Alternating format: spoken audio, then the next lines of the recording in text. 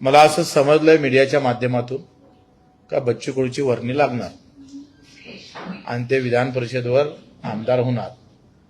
आता मी काही एका जातीचा माणूस नाही, एका धर्माचा नाही, एका झेंड्याचा नाही, एका रंगाचा नाही। मी शेतकरी, शेतमजूर, दिव्यांगाचा आवाज उठवणारा एक कार्यकर्ता आहे। कदाचित शिंदे साहेबांना हा निर्णय घेतला तर दिव्यांगाचा, शेतकऱ्याचा, मजुरांचा सन्मान होईल आणि बगर जातीचे माणसं कोणी घेत नाही। तुम्हाला माहित आहे आजकालचं राजकारण विकासापेक्षा जाती धर्मावर आहे। लोक मेंढरासारखे जातात जाती धर्माच्या नावावर।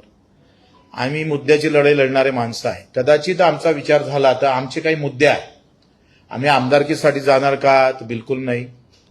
आमचे मुद्दे आहे का जे काही दिव्यांगाचे उर्वरित प्रश्न आहे त्याला लगेच कुठेतरी आम्ही पाहतो पूर्तता झाली पाहिजे। त्यांची कर्जमाफी आहे, दिव्यांग बांधवाची पगाराची वाढ आहे, इतर काही महत्वाचे घरकुलाचे मुद्दे आहे।